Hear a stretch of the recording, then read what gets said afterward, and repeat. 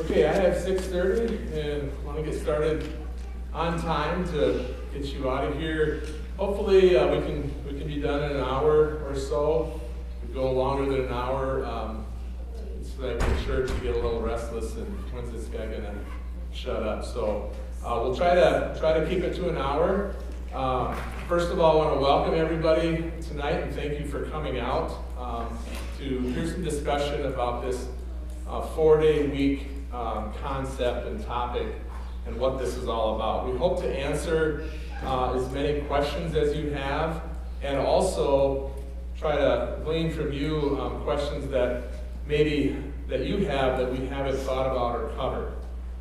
So we'll have an opportunity to do that tonight through some Q&A at the end of the presentation at the mics up in front here. And then also a survey will be sent out to stakeholders, community members, staff, that you can give your input on in an anonymous fashion to give us more feedback as well. Before I start the presentation, I just want to introduce our school board members. So if they would stand when I call their name. We are missing one tonight because of an illness, but we'll start with Tony Clark, our board chair. Brent Miller, our vice chair. Lauren Bigler, our clerk. Robin Gilbertson, treasurer. Heather Hookman, director, and Katie Hoffman is not here with us tonight. So that's our board members. And I also want to introduce, we can give them a hand.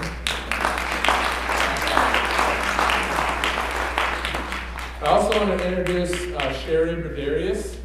Sherry is kind of an expert statewide and even nationwide on the 4-day school week. A consultant on the 4-day school week that is helping us through this process. She was able to present to the school board at our last board meeting. Sherry actually is a recovering superintendent, retired superintendent, and now does some consulting work and other things. She was a superintendent in 2 districts that had a 4-day week schedule at ACGC and McRae.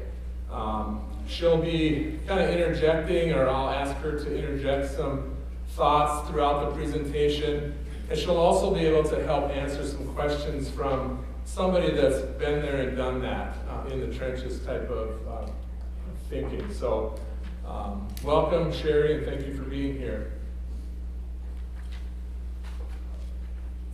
So our objective for tonight is to just share some information regarding the proposed 4-day week in an open forum setting, and then to answer any questions or concerns regarding the 4-day week concept, which I'm sure there are many at this point. In the district's discussion of options over the last several months around budget reductions for 25, 26, and beyond, the theme of the 4-day school week emerged as a leading topic. The district began the conversation by gathering initial impressions from MCC employment groups concerning a 4-day week. With the survey feedback received from the employees along with open-ended responses, a baseline sentiment was established for the idea, but it also helped us as district leaders to begin the process of identifying challenges and opportunities associated with a 4-day week schedule.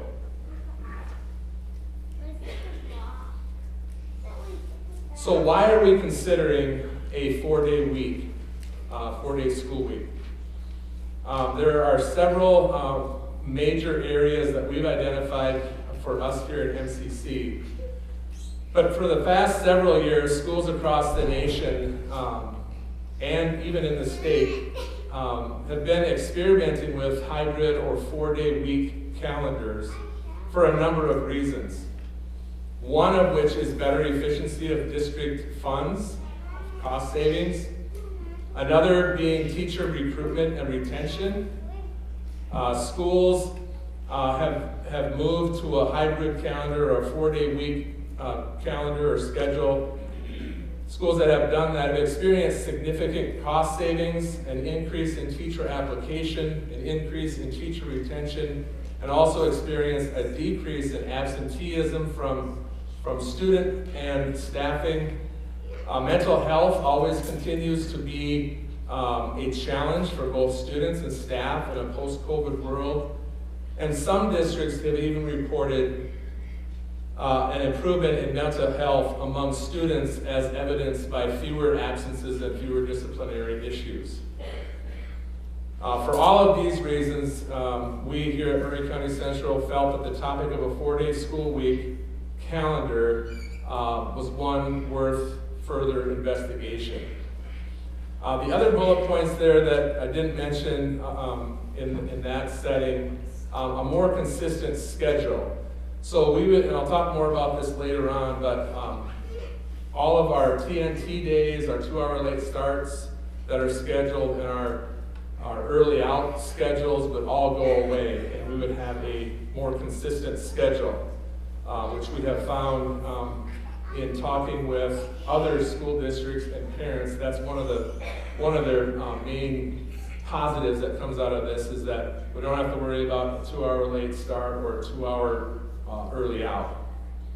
Also, increased student staff attendance, which improves education, retention and recruitment of staff, which I already mentioned, and then increased teacher training, enhancing quality of instruction and student engagement.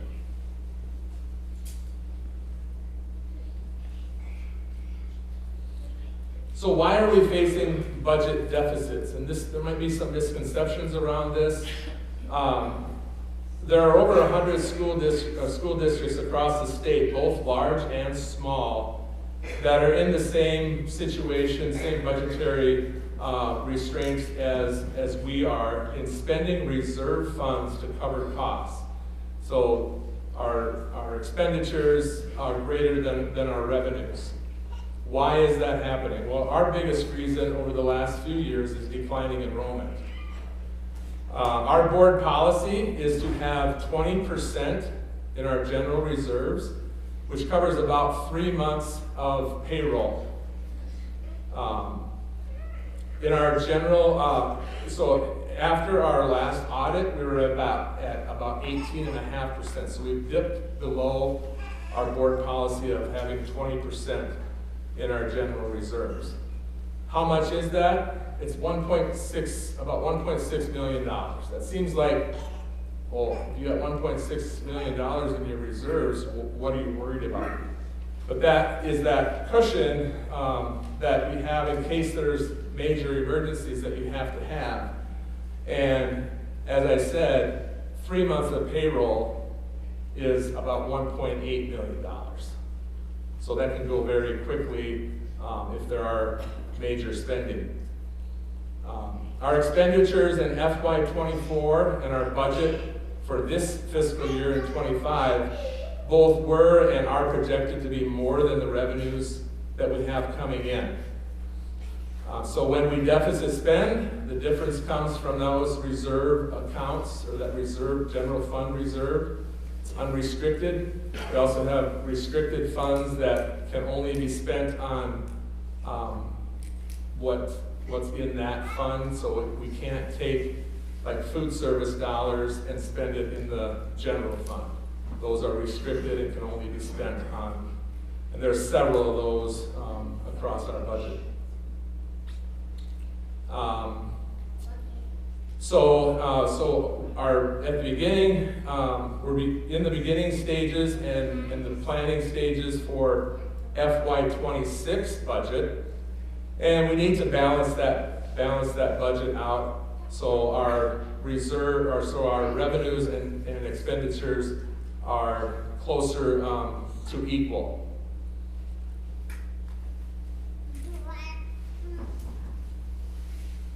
So when we talk about declining enrollment, we had 730 average daily membership in the year 17-18.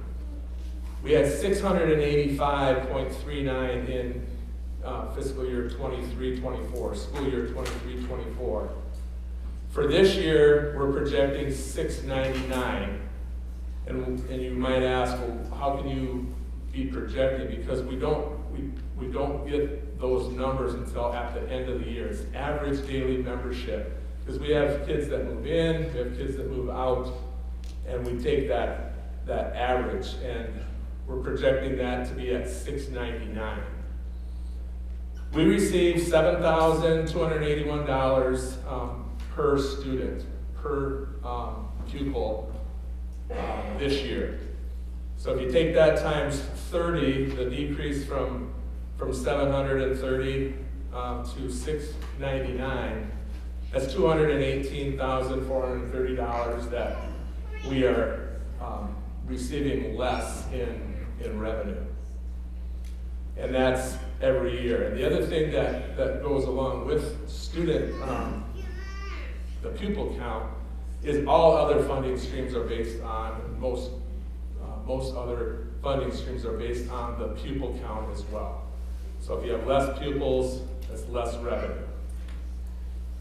Inflationary costs. You all have probably experienced this in your own homes on the inflationary costs. All insurances, our property and liability insurance went up $40,000 just last year alone. So we're dealing with that as reasons why there's budget deficits. Also unfunded and underfunded state mandates. We had 60 new education mandates alone after the last funding year. Some of those were partially funded, some of those were not funded at all. And that takes time and money to implement those coming from the Department of Education. Also, end of pandemic relief funds. We had one-time dollars that were received during COVID. Those are all gone. And then again, the state per pupil aid that we receive from the state on the funding formula is not keeping up with inflation. So this isn't a new issue. We've been talking about this for several years at the board level. And you may have even heard, well, in 2023, there was unprecedented funding to schools from the Minnesota legislature. But this came with many limitations and strings attached and earmarked for dollars that have to be spent on items like free meals for all students.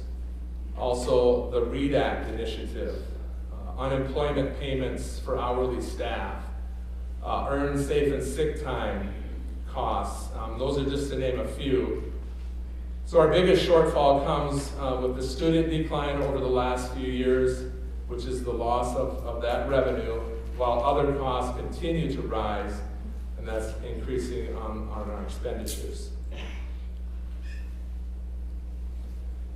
So getting back to the concept of a 4-day school week, there are some misconceptions about a 4-day school week. It's not simply having one less day of school a week, because we already currently have 10 weeks where we have less than 5 full days, and those are holidays that are built in. It's not about having less class time. Students will have approximately the same number of instructional hours per year. School days are lengthened. On the proposed calendar that we have, they'd be lengthened by 30 minutes to deliver approximately the same amount of instructional time over fewer days. And the goal is to be more efficient with our time. It's also not about having less teacher time. Teachers will have the same number of hours per year. Obviously, they have longer days when the students are here. And then they'd also have one required day to be here on the off student day per month. And this is where we would make up all of our meeting times, like we have now for the 2-hour late starts or the early outs or the in-service days. Those would all be captured in those off days that the students wouldn't be here. So other trainings, dedicated work time for them, professional learning communities, and professional development. The required amount of hours by the state for students is 1,020 hours. And with our proposed 4-day calendar, we would have 1,054 hours. And I'll talk a little bit more about the rationale of why we have that many hours as opposed to just the required amount. We're talking about the teacher and retention and recruitment. I wanted to discuss this as a potential positive of a 4-day school week. All schools, not only in Minnesota but across the country, have been faced with a significant decrease in the number of applicants for all positions, not just teaching, but all areas. All schools are faced with increased staff stress, leading to a decline in their well-being and higher intention to leave the profession, which affects our kids. We have the task of competing for employees with area districts, and a 4-day week could potentially retain and attract quality staff to us here at MCC. So effective teachers equals effective instruction, which equals greater student achievement. I'm going to have Sherry share a story here about her experience with having some teachers come from area districts that maybe wouldn't have come from there. So you can just use that mic there, Sherry. Thanks for having me here this evening. Yeah, I worked in 2 districts, one where we started the 4-day school week and one where I was already started and I just wrote the reapplications. But this is a true story. When I was in McRae, we had teachers watching from other districts around us, Wilmer, Granite Falls, Montevideo, and everything else being the same, let's say, like pay. They were watching us. They were very interested in the 4-day week, and we really did attract a lot of teachers from neighboring school districts, and we were able to keep them. And the one thing that doesn't keep them is they're going somewhere to get married or their spouse got a job somewhere else, but otherwise they really are very happy with the 4-day week. So what is a 4-day week? It's a flexible calendar that replaces the traditional school calendar, having students attend school consistently 4 days throughout the school year. So of the 38 weeks in a school calendar, there are 10 weeks that students go less than a full 5 days already, like this year and years past. So the proposed 4-day calendar that we've developed would have 35 weeks of 4 days, 2 weeks with 3 days, and 1 week of 2 days. So the 2 3-day weeks would be MEA and Thanksgiving. So on those weeks, obviously Thanksgiving is on Thursday and you have Friday off. We would go to school on that Monday if we had Monday as the day off. We'd go to school on Monday and then be off on Friday that week. And then MEA is another one where Thursday, Friday is off. We'd go to school on Monday. So those would be 2 weeks in that situation. Then the 2-day week, how the calendar falls with Christmas next year, we would have to go to school on that Monday as well and then be off Wednesday, Thursday, Friday because I believe Christmas is on Thursday next year. So the 8 TNT days that we've had in the past, as long as I've been here and prior to that, those are the scheduled 2-hour late starts, the first Monday of every month, and the 4 scheduled 12:15 early outs. And then also we have some other full in-service days. All of those would be eliminated. The only 2 exceptions would be we would still get out early before Christmas and the last day of school. otherwise you'd have a more consistent schedule throughout the year. What does it look like? The most widely used day in Minnesota and across the country to be off is Monday. And we'll get into more reasons with that, and Sherry can share some experiences with that as well. But as I stated earlier, many holidays are celebrated on Mondays, like Labor Day, MLK Day, President's Day, Memorial Day, that we already have off.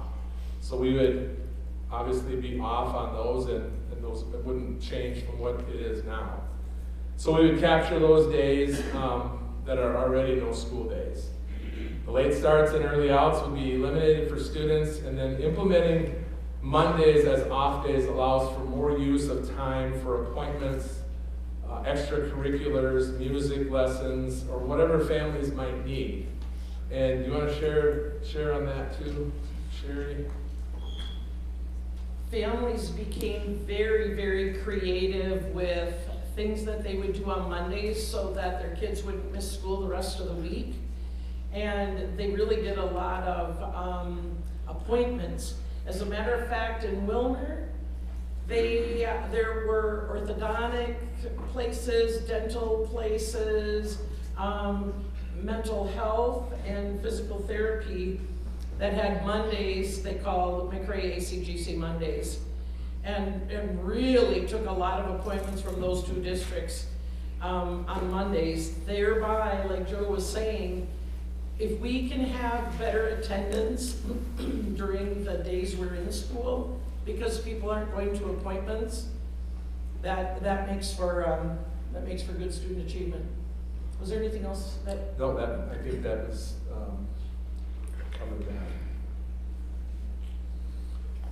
So what would a 4-day school week look like for us here at MCC?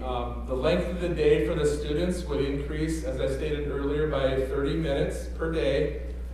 We would try to capture 5 minutes of that at the start of the day, and then 25 minutes at the end.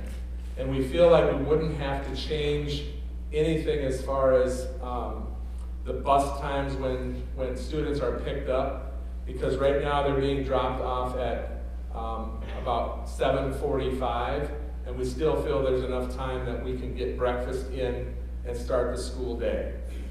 So students, the student day would primarily be, as what we said is a proposed calendar, Tuesday through Friday, with student instruction time 8 to 3:30. Now it's going to be a little bit different when we're talking about the elementary and the high school, but that's what a typical day would look like. Students would have 1,054 hours and 148 days. Not this year, and years past they've had 175.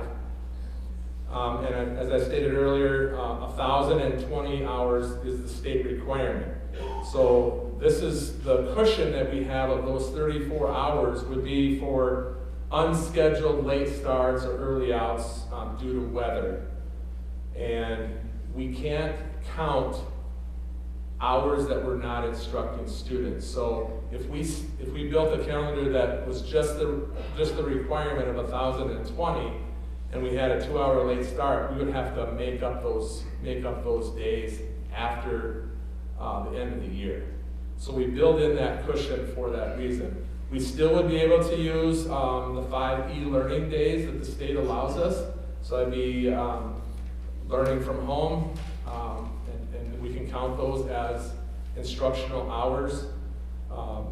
So that's how those hours are set up. The requirements for kindergarten are a little bit less than what they are for 1 through 6, and 1 through 6 are less than 7 through 11. But we have them here all at the same time now. And we're not going to bring them in or send them home earlier and then come back and get the high school kids. So we use the 1,020 as a baseline for all the students. The length of the day for the teachers, to get the same amount of hours that they currently have in their contract, that would increase by an hour per day. So That would be 8.5 hours, and that's inclusive of lunch, so we'd be working 8 hours and then a half an hour for lunch. They currently have a 7.5 hour day inclusive of lunch. So we're not asking them to stay for 10 hours a day, but it would be 8.5. And then one Monday a month would be for their trainings, their meetings, their professional learning development. On our webpage, we have the 4-day draft calendar for the Mondays off and the Fridays off. We built both of them. And then, as I said, as more research that we found, we're leaning towards the Monday off calendar. And that 4-day week schedule would most likely require us to move to an 8-period day off the block scheduling at the high school. Our blocks would be 97 minutes if we stayed with the block. And to have the most effective learning, it's probably too long. So that's why we would be looking at moving away from the block schedule to an 8-period day. What about sports and activities? That's a question that comes up that really wouldn't be affected. Sports and activity practices and scheduled games would still occur on an off day. Practices would begin at the end of the regular school day, so about 25 minutes later than what they currently are practicing. But also Knowledge Bowl and Math Masters and FFA leadership and other things could be held on Mondays. And this is something that other schools discovered kind of haphazardly, and it's been a positive. You want to talk on that, Sherry, really quick?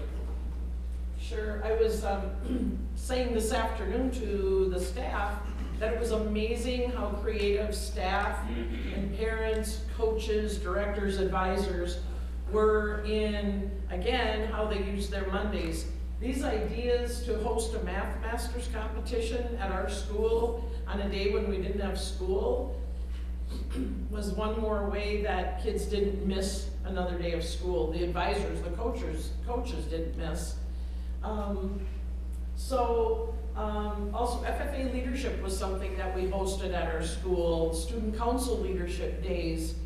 And as long as, you know, like one of the first times I realized that Math Masters, we were hosting a competition at ACJC, all these buses were coming in, and I'm going, well, it was BBE, McRae, ACJC, and Hutchinson, and 3 of those school districts, none of these kids are missing school because somebody had the idea to host this on a Monday. So, again, this is about keeping kids in school while we have them there on the Tuesdays through the Fridays, and it really worked well to increase attendance.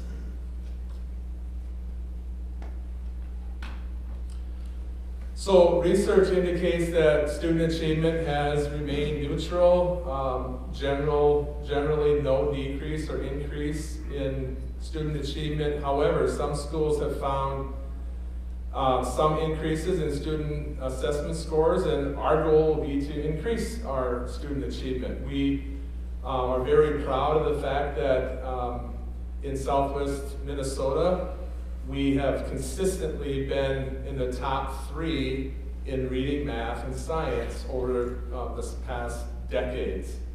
And we want to continue that and feel that we can do that by increasing our teacher development and capturing that quality time. It's about quality time, not the quantitative amount of time.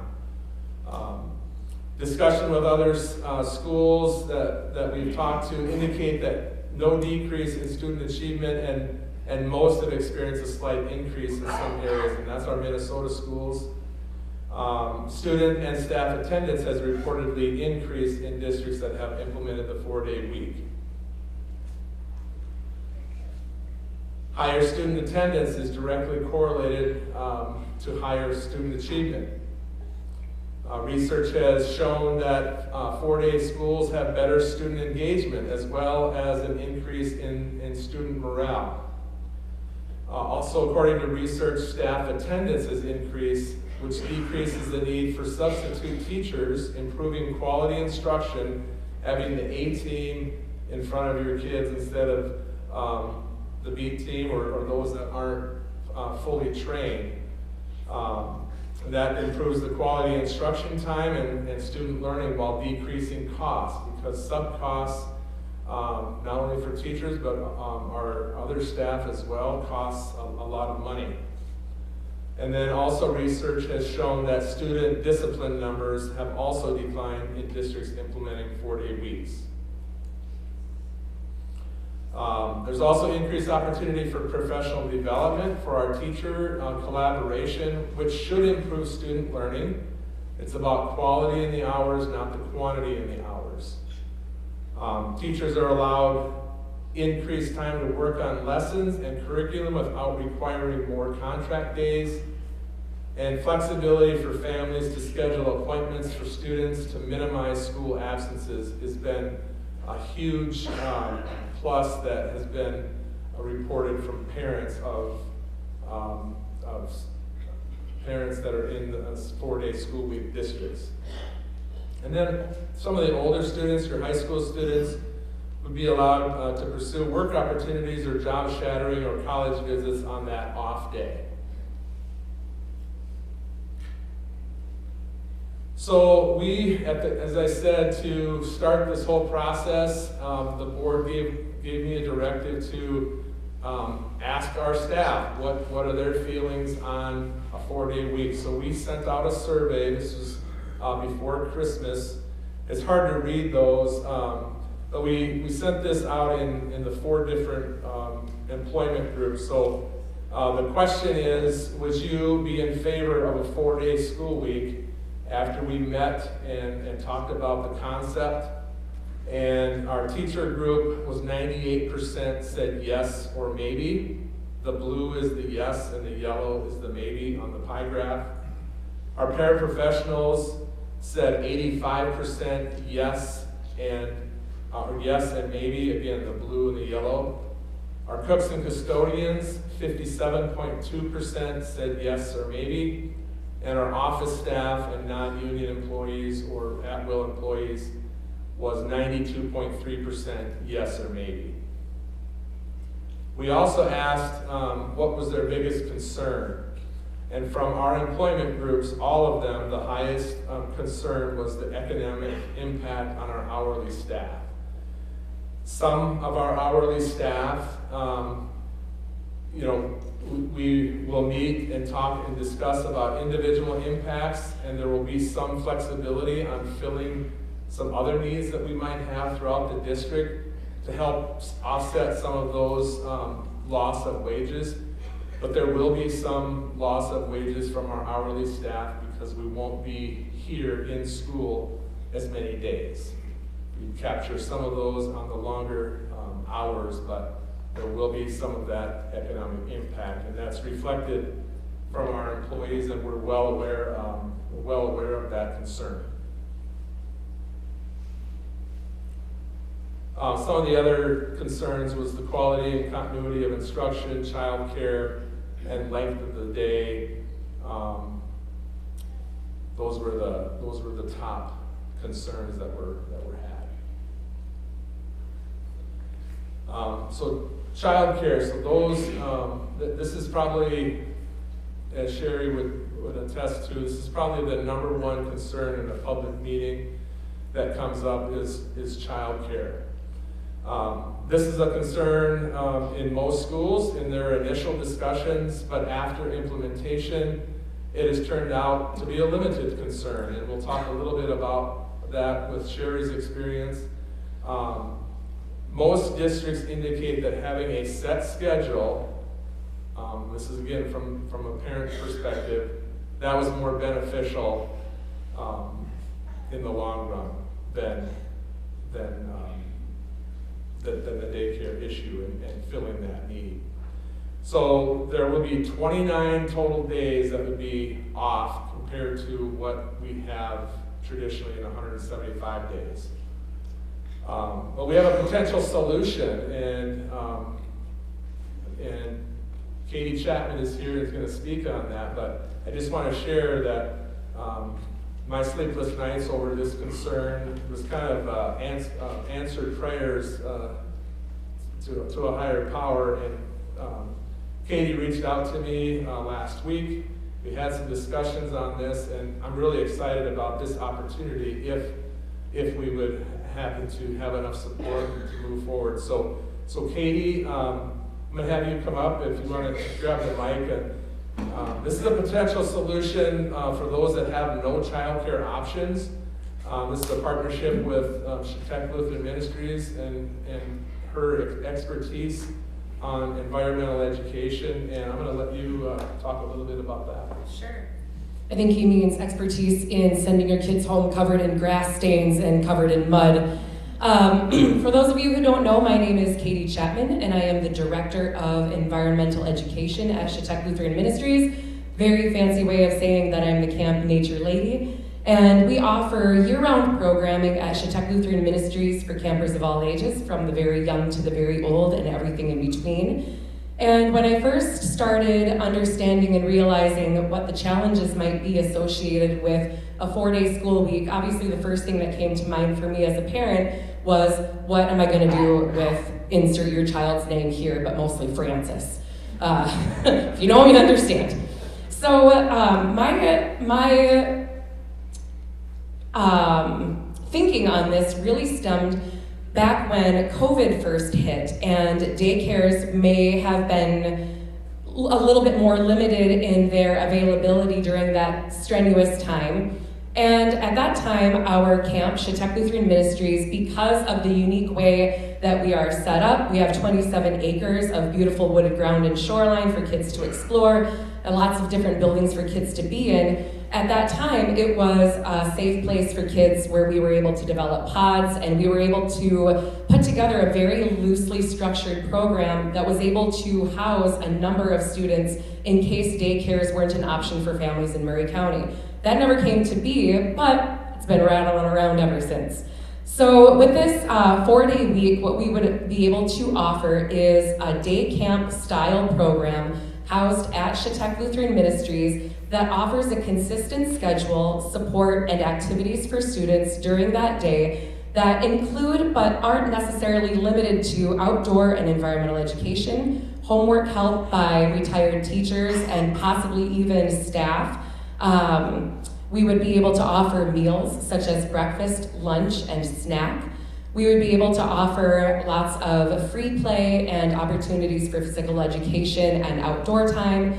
And this would be, it would be an at-cost program, but we have, as a nonprofit, the availability of several different funding streams, including grants and donations.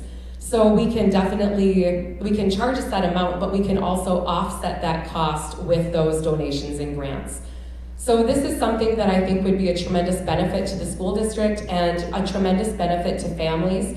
I know that one of the key concerns is knowing that your child is in a safe place that has structure, that's affordable, with taking a day that your child should be in school, that's not a paid day, where you have to have childcare that you have to pay for, but that would be an offset cost for you, and possibly even an asset in terms of being able to help with homework and other ways that we can support families. So I don't know if you would need me to speak to anything else really, Joe, on that? Yeah, I think that is a good general overview of that offering. And again, we're trying to solve some of these concerns and questions on the front end, but know that nothing has been decided and nothing is finalized, but we're trying to cover all of our bases. And I don't know about you, but just hearing that and talking with Katie last week and this week, what a great opportunity if we would move to a 4-day week and you don't have any other places for your child to go. And it's kind of an extension of what we're doing here. So it seems like a win-win for everybody.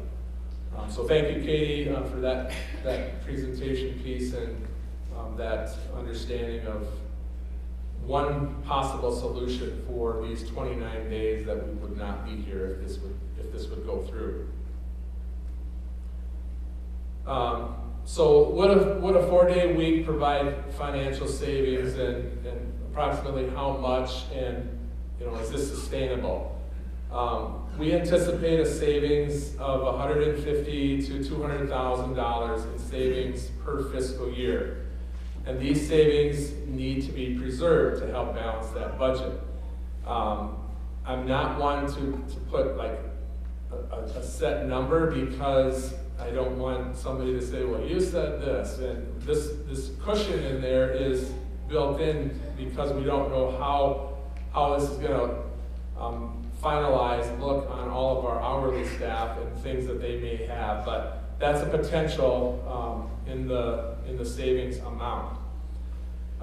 These savings would help reduce the number of teachers and student offerings that we would have to cut if we don't pursue this 4-day school week as an option to help cost savings and budget reductions.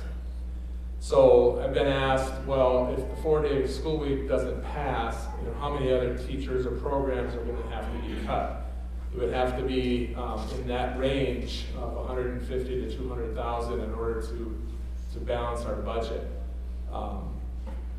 If you average out the salary and benefits of a teacher, it could be anywhere, depending on how long they've been here, 50, 60, or 70 some thousand per staff member.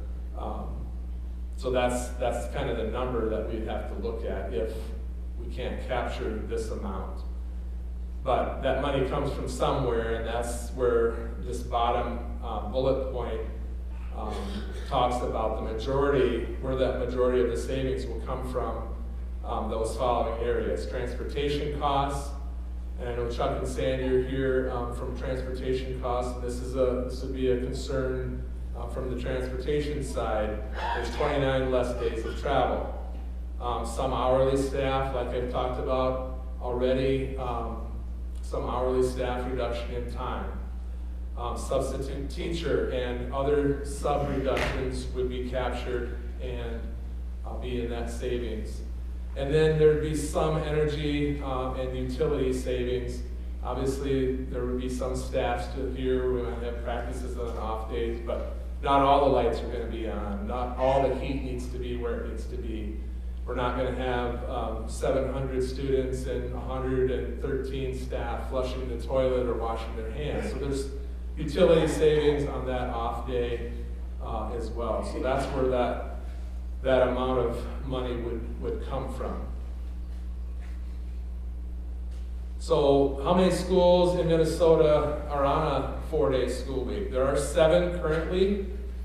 After last year's legislative session, they opened up the application process. It had been closed for several years, that schools couldn't even apply to be a 4-day week. But after last year's legislative session, it opened up again. I want to briefly talk about these 7 school districts. 6 of them, as you can see in parentheses there, I put the number of years that they've been on a 4-day week. Carleton, right in the middle there, this is their first year, and they were really late, because the legislative session ended in late May.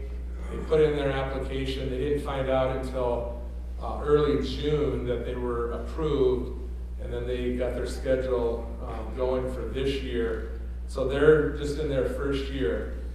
I also have the size of the school districts as far as student enrollment listed there. You can see we're probably right about in the middle. With Lake Superior at the highest enrollment of 1,300 students, and then Carleton, the smallest, at 300. But with us being right at about 700, some are a little bit higher, some are a little bit lower, but similar sized school districts. But the years that these school districts, and as Sherry mentioned, she was at 2 of them, once they've gone, they haven't gone back. And what shocked me through all of this research is that bottom bolded bullet point there, that the reports that come back from the 6 schools, Carleton hasn't done an official survey back, but all the other 6 school districts report a 90% or above support for the 4-day school week schedule. This is from all stakeholders. I think ACGC was at 98, McRae was at 94.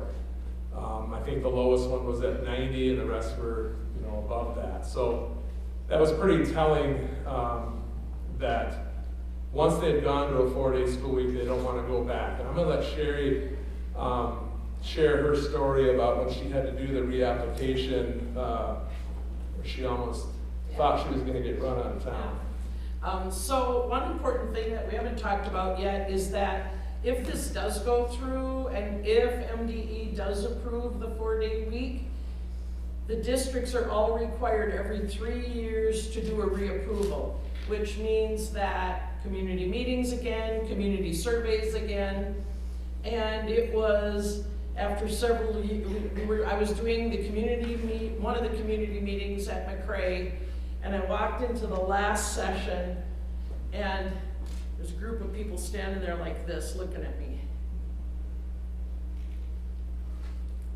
And I'm going, oh my goodness, why? They sure look mad.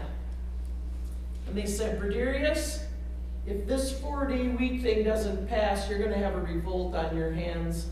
This was a group of parents who said this. We will not go back to the 5-day week. And one of the other things that I want to add is I was asked to be on a panel at Oregon State University on the National 4-day week conference in October of 23. And one thing that comes through across the nation about the 4-day week is the families appreciate the time together. The weekends are too short. The family time, family bonding is the #1 thing that is for sure across the country when parents are surveyed. So I just wanted to add that too. Appreciate that.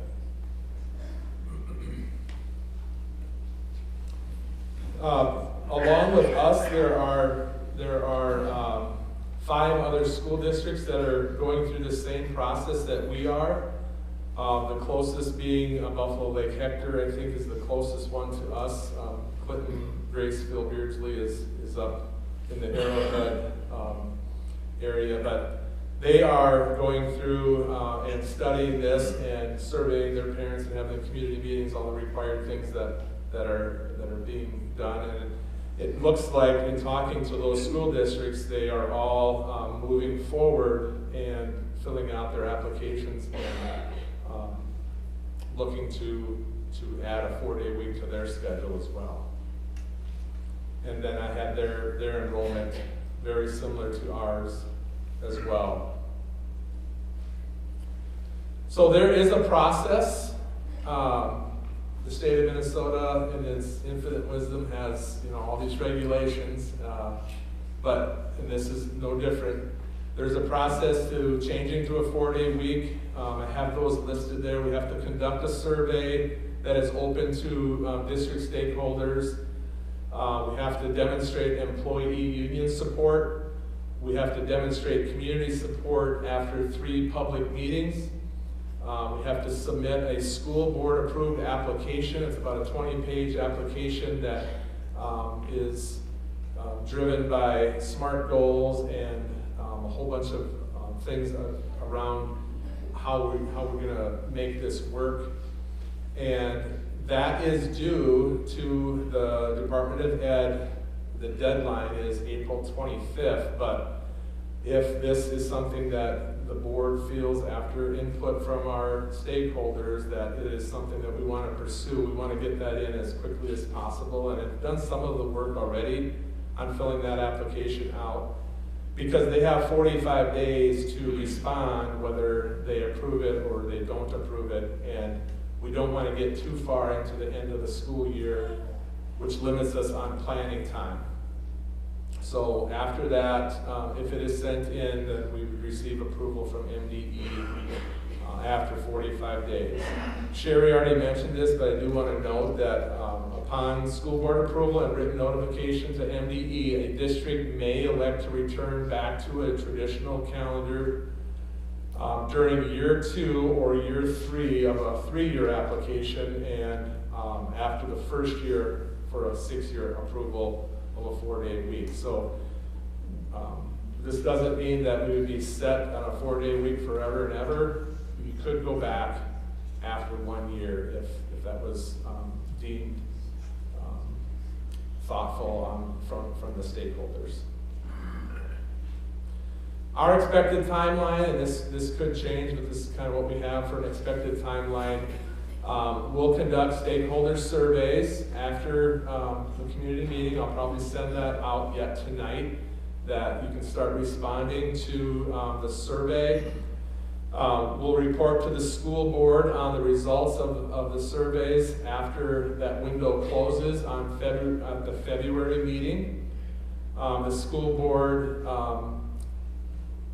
will make a decision on approval of a 4-day week application at the February meeting, whether we're going to pursue this or not pursue it.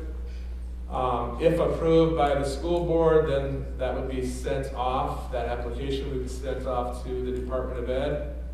And then a final decision from the school board on the 25-26 calendar would happen at the April 14th school board meeting. And then we will know for sure. We probably close to having that application back from MDE. It depends on when that would be submitted. I do have a resource page, and maybe some of you have already checked it out on our webpage. It's an informational page, frequently asked questions, and you can go there. There's a link right on our homepage. Surveys will go out to you and all other stakeholders after the meeting to begin gathering feedback. And we will have another community meeting. Another public meeting opportunity is going to be during the day. This is going to be during the day, a week from today. It's open to anybody. We're calling it Meet Me at the Moose. That was Sherry's idea. I'm going to be at the Plaid Moose. And I'm also going to invite as many businesses as possible to share maybe some partnerships that we can have with them on ways that we can partner during that day off with students and maybe even staff. That'd be 9 to noon on Wednesday the 29th, and then our third and final community meeting will be held 2 weeks from tonight, Wednesday, February 5th, 6:30, start time again here in the auditorium. Why are we having 3 meetings? It's a requirement by MDE to have 3 public meetings. Again, Meet Me at the Moose will be a come and go meeting to share some ideas and discussion on specific questions that might be had. And then the third meeting will be prior to the school board making a final decision on an application submission at the February 10th school board meeting. So that's all I have as far as information. Sherry, do you have anything else you want to add before question and answers? Okay, so I'm going to open this up for questions. I would ask you to come to the microphone so everybody can hear the question. I'll try to answer it. If you have questions specifically for the board, you can address the board or to Sherry or to Katie. So we'll open that up. It's 7:25, so maybe we'll take questions for 10 or 15 minutes. I don't want to keep you too much longer than that. As I said earlier, anything past an hour gets to be unproductive. But we'll open it up for questions and try to get those answered.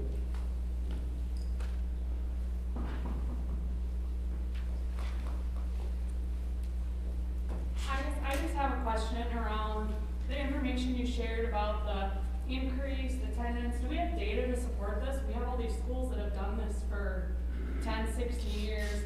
What was their attendance before? What's their attendance now? What's the teacher retention. And I guess I'd like to know what the impact has been to our non-drivers in middle school and high school.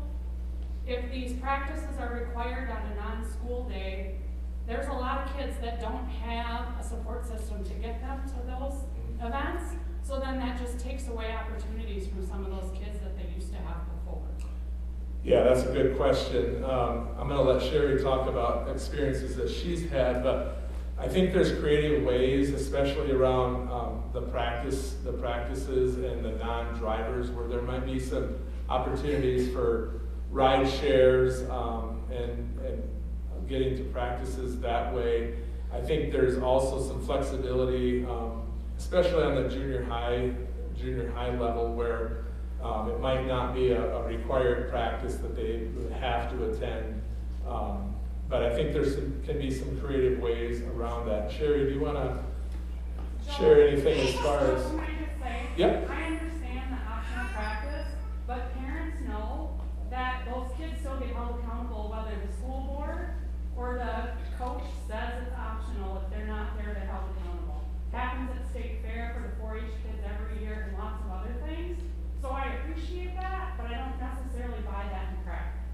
Okay, and that's, I appreciate your thoughts around that. I really do, and those are conversations I think we can have specifically to our coaching staff as well. That isn't a practice that we want to have, because it shouldn't. If they're going to the state fair or anything else, that should not be held against them, and I hope that that's not happening.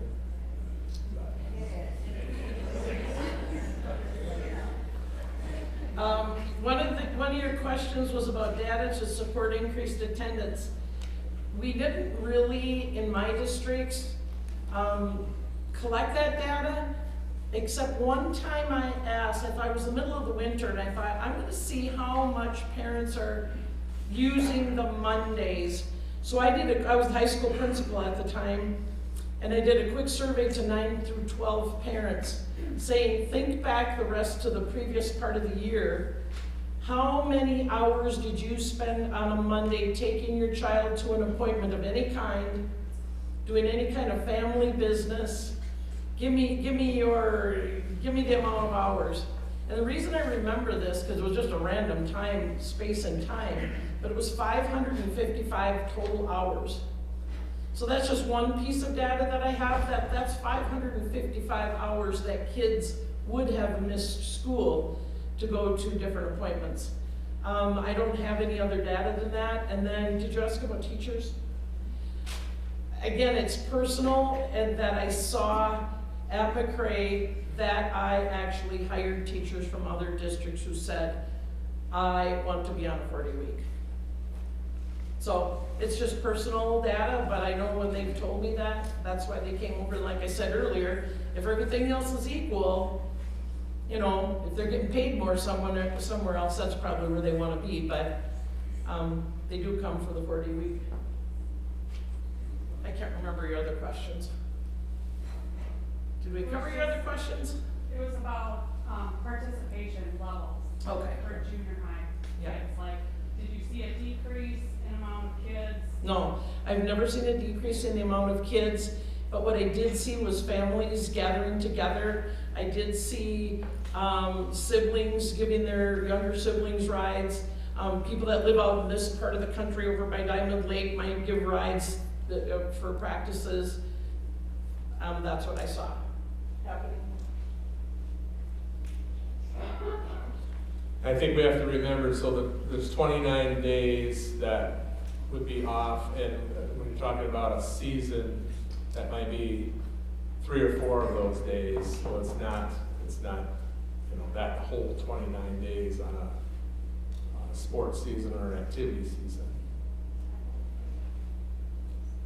Other questions?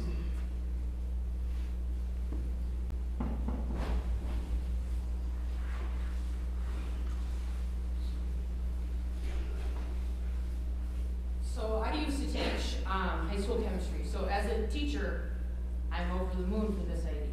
I have a kindergartner girl, and I am very concerned, given that she's a COVID kid, now we're gonna cut down the amount of social interaction my child is going to get. I am also concerned, looking at the data that's provided on the informational pages on the website. There's an 85-page study out of Montana that surveyed all the 5-day school weeks and all the 4-day school week schools. And consistently, there were 90 data points, 15 years for each grade level. And so 90 data points, and 80 of them showed a negative correlation with student achievement. There's only 10%, only 10 data points that show that the 4-day week increased your student achievement at all. And the fact that we don't have data surrounding the idea of local schools increasing their attendance, we don't have data surrounding local schools increasing their student achievement.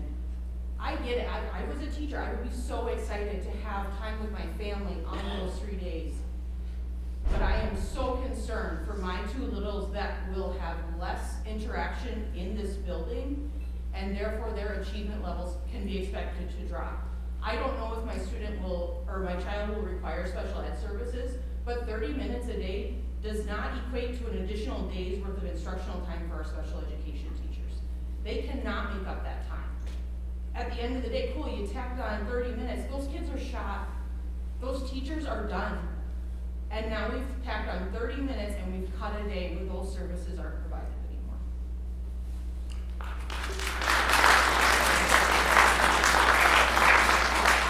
So to address the achievement piece, at McRae, during the 4-day week time that Sherry was there, they actually became a Blue Ribbon school, and I don't know if you want to touch on that? ACGC. Or ACGC, okay. Yeah, and well, Joe said several times about it's the quality of the teacher training, and that's what we really latched onto, and that's what I'm hearing Joe talk about, is the quality of how the teachers spend their Mondays in professional development, and that's what we did. And we really honed in on how are we going to have the principal in the classroom 60% of the time, and how do we solve some of these issues. You guys are doing great in your student achievement, and I believe that can continue with that really good quality and intentional professional development on Mondays, and that's how we did it.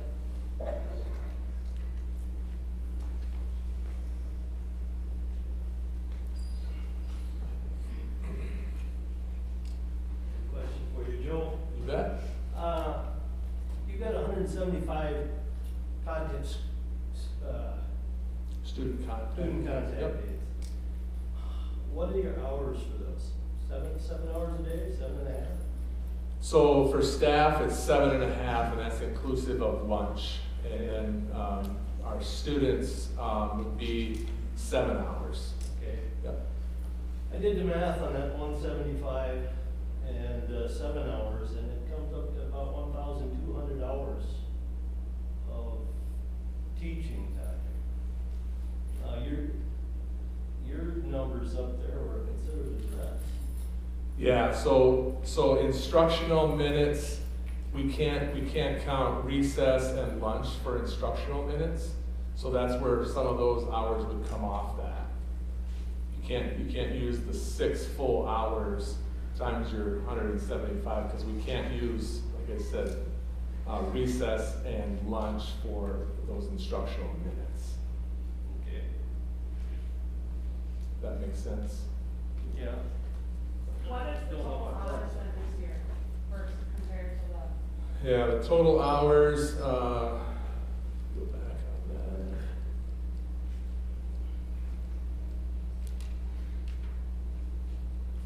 So our total hours for this year is 1,097 for grades 7 through 11 and 1,085 for K through 6. That's what we have this year. So the kids, they are losing time next Yep, there's gonna be a little bit less instructional time, but we're gonna try to capture that quality time of the 4 days, that additional 30 minutes per day, instead of spreading it out over the 5.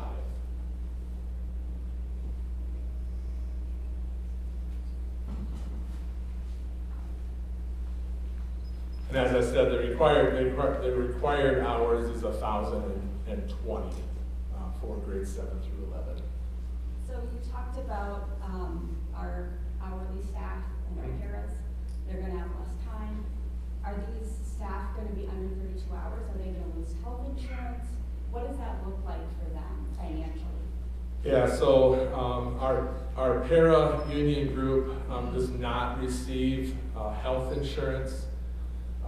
We have one food service employee that is over the 30 hours, the rest of them are not, so they don't receive health insurance. I gave them a scenario of what that would look like and the number of hours that they would lose per employee in an average amount. Other hourly staff that we have would be potential office staff, our custodial staff. We don't see reducing any because of the number of items that have to get done and can get done now when there aren't students in the building too.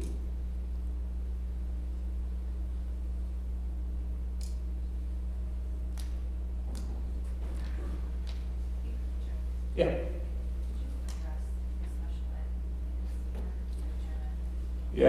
Yeah, so the special ed minutes, special ed teachers would have to, sorry Terry, make you stand there, but I'll answer the special ed. So the special ed amount of minutes, if there are special ed minutes in their IEP, those would be spread out over those 4 days instead of 5, and that would take a little bit of work on the front end for our special ed staff. But once that's completed, then that would be met. So all of the minutes that are required for any special ed IEP would still have to be met and would be met. Terry? Okay, this on the 4-day school week, what is the morale of the students? Do they, over the years, do they like it? Are they excited to go to school for just the 4 days? Or are they missing out and they want to be there for the 5 days? Yeah, go ahead. Deputy. I feel like kids are very satisfied, and as a high school principal, I mostly worked with high school kids, of course, and I would say that they were very satisfied with how they use their Mondays. As we pointed out here, they did college visits, they got jobs, they did community service work, all those kinds of things. I think they really enjoyed it, and I can't remember our student survey responses, but they were positive as well. I can't remember exact numbers though.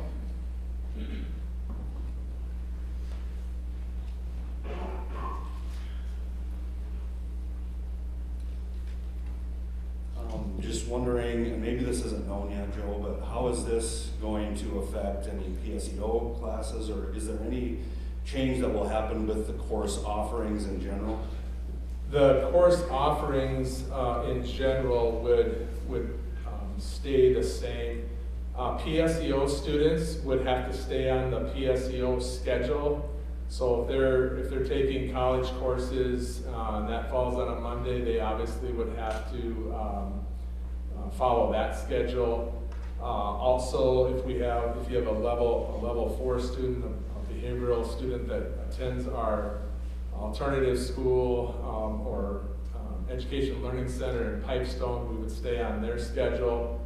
The CEO students would stay on, if you're a CEO student, they would still go to school on that Monday as well. So those are the examples that I can think of that would be outside of the 4-day week schedule or special circumstances.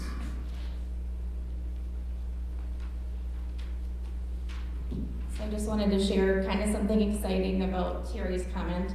I teach math, 7th and 8th grade, and we were learning percents. And so I did poll my 7th and 8th grade students, and I asked them, what do you guys think of this 4-day school week, Biz? And are you for it, or are you against it? And 98% of the 7th and 8th grade students, which I teach 103, 98% were for it, 2% were against it. So just an idea. Also, I had a kind of a fun idea. The 7th and 8th grade girls kind of had their own little solution to some daycare issues, and they all want to start a babysitters club and help out any parents who would need. So they were all thinking of some solutions for everybody too.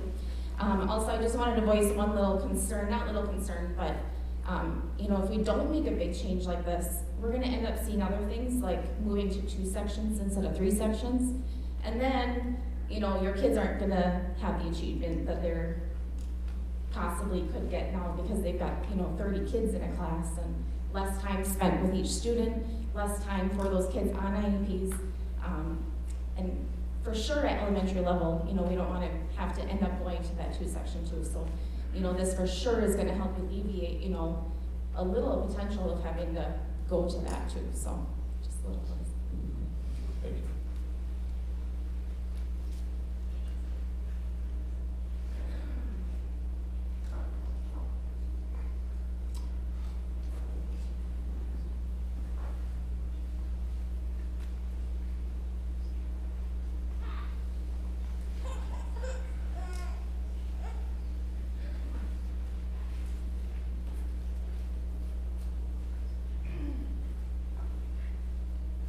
Excuse me, I got a bit of a cold, but I've heard about this going on, and tonight's actually the first night I've seen anything on it or been contacted about any of this. March 1st, I've been in the district for 40 years. I've seen a lot of this stuff come and go. There's some things that everybody should be asking, and how we got here. How we did not predict that we weren't going to get here in the future. You got to ask yourself, as parents, business owners, about your community, investing in your community. Like I said, I've been here 40 years.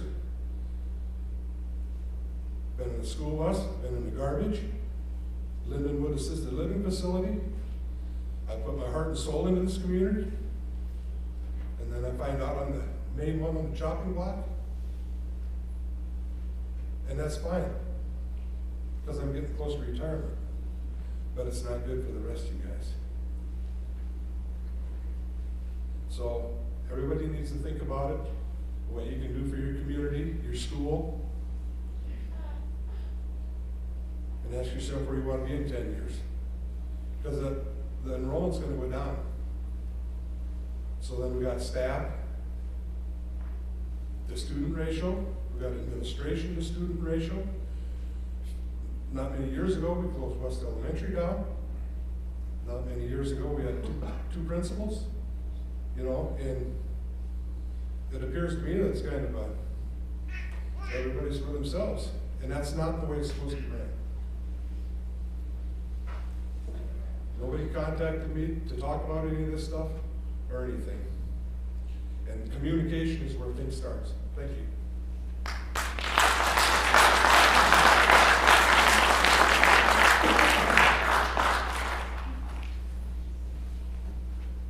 Just want to reiterate, and thanks, I appreciate your comments, Chuck. Nothing has been decided on this. We're exploring, trying to get feedback, get information, and it's hard not to provide a schedule and then to try to answer questions on how it would look. And I think it's a little bit premature to have discussions when we don't know what direction we're going to go. And I just wanted to add that. Go ahead. Are we pushing this down for consolidation? I mean, is that, if you look at the list of all them schools, they're all about 4 or 5 schools long. So I mean, is this going to get us past that stage? That's a question that I have not. That's not anything that I've had thoughts. Are you asking, is the end goal to try to consolidate with another school, or? Well, the consolidation, we've been talking about that forever.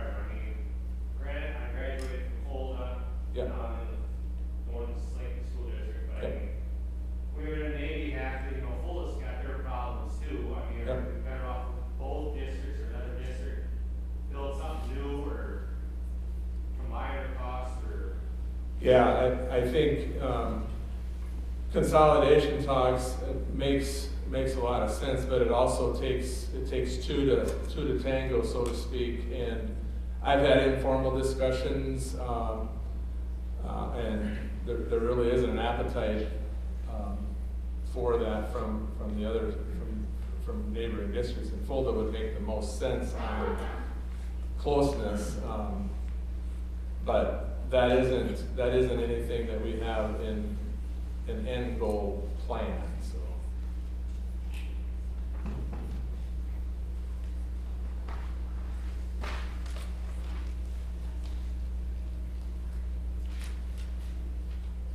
Aside from cutting staff, what are the student opportunities or student activities that we're looking into cutting if we do end up staying on a 5-day week?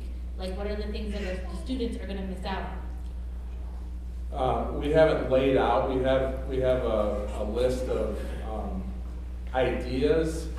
I think obviously there would have to be some people and programs and activities that would have to be looked at reducing or cutting. I can't give you a list of that, but it would be some.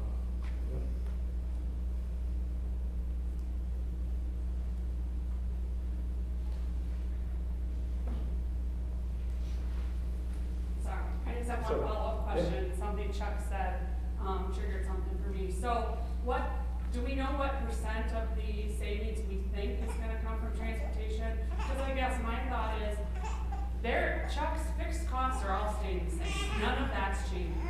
There will be a small percentage of variable costs that might be reduced with fuel and maybe hourly rate, but it's so hard to get bus drivers, that might not change. So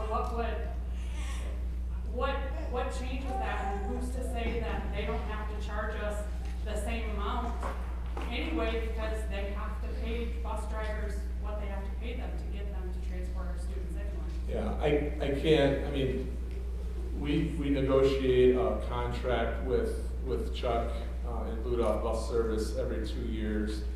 Our average daily cost is about $3,500 a day. I understand too, there are fixed costs that go with transportation. So if you take that 3,500 times 29 days, that would be a daily average rate, but it's over that's over $100,000. But that isn't to say that would be that total amount.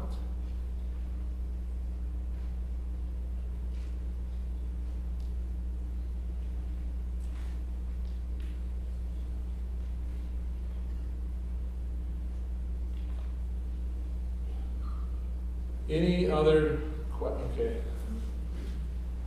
We'll probably take maybe 2 or 3 more questions. We're pushing about an hour and a half here, so. I transferred my kids over here about 5 years ago for the opportunities that MCC presented. The question I have is, if you're looking at cutting things or even a 4-day school week, what opportunities are being missed, and how many students could go to another school that has a 5-day or choose homeschooling with options? Because the other thing is, what is the estimate of enrollment for the next 5 years? Yeah, so we can only base our projected enrollments on child find. That's around 48 to 50 is what we're averaging per class. So we feel like we're, on the projection numbers in the next 3 or 4 years, staying steady here at this 700 enrollment, so where we're at this year. As far as opportunities, we're trying to prevent cutting any opportunities by looking at this 4-day week as an option to help save opportunities and not have to cut those things. I can't tell you how many students. That would probably be a survey result of how many parents might want to move their child to a school, a 5-day school week, but we're looking at as an opportunity that we might be able to gain some students that want to be on a 4-day school week, or parents that want to be on a 4-day school week too.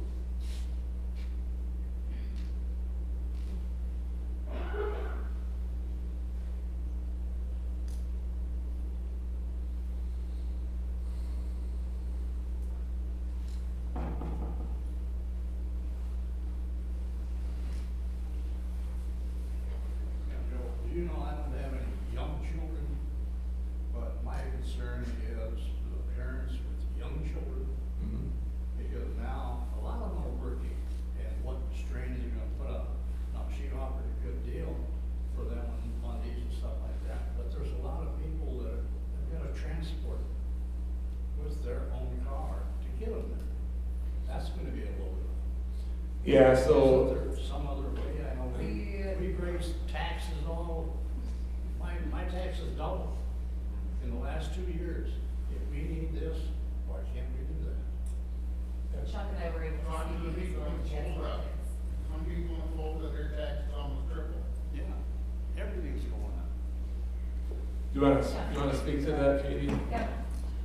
So, sorry, I did neglect to illustrate that we would be able, with what we're able to put together for a per family cost for our program, transportation would be included with that. So, best case scenario would be that we would, as an entity, contract with Chuck and Ludolph Bus Service to arrange a pickup point here in Slayton for our students that are able to come out to Chetek Lutheran Ministries. And this is not a small number of students we're able to support.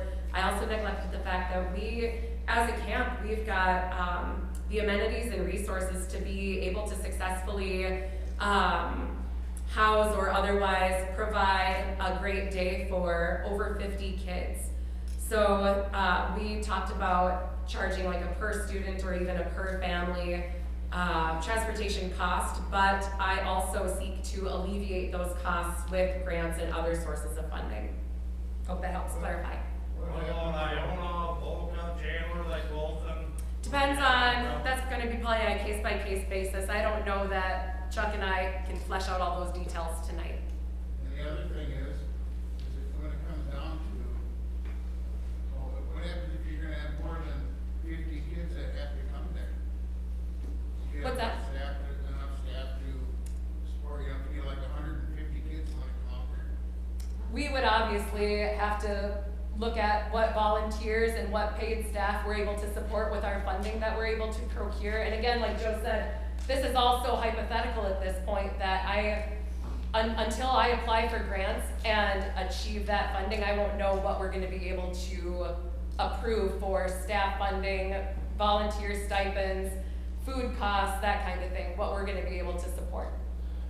And we're hoping to capture the amount of people that might want to take advantage of that through the survey that will be coming out. If you would need that or want that, and then we can have a better idea on numbers.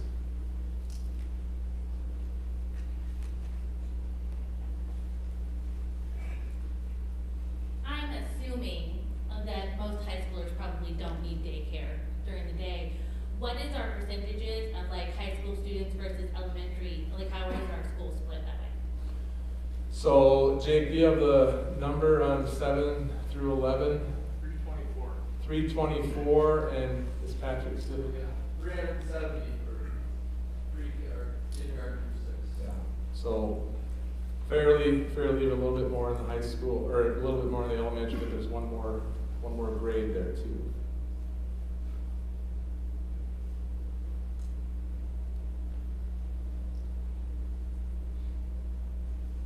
Okay, one last question or two?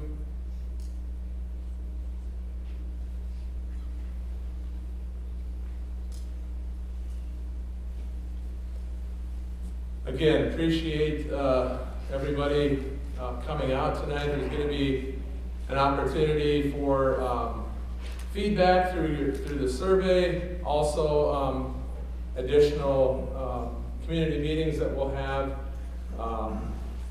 all of this information. Obviously, the board is here hearing some questions and concerns, and then those surveys will be passed on, and they'll be able to make some educated decisions on what direction they want to go from that. So, thank you for coming out, and hopefully the snow quits, so it's not icy or anything like that.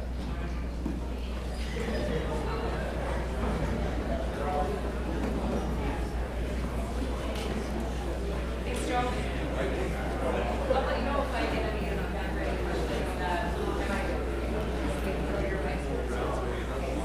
Yep, you bet.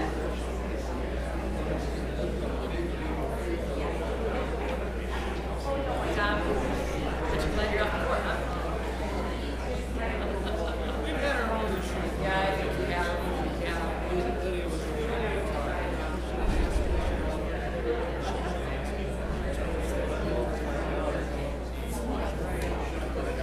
I believe it.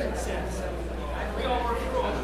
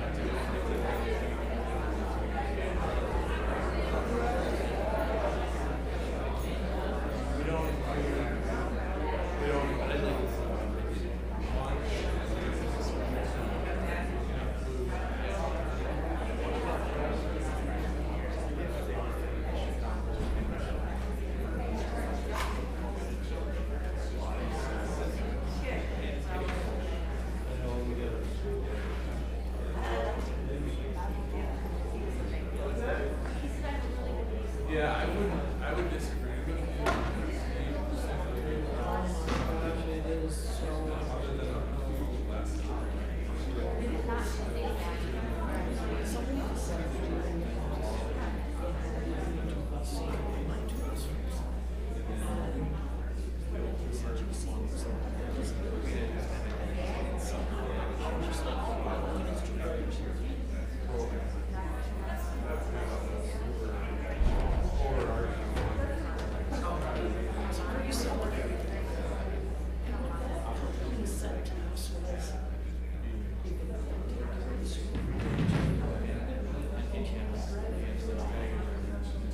So we're gonna work with you, it's gonna be hit by this. They decided to do something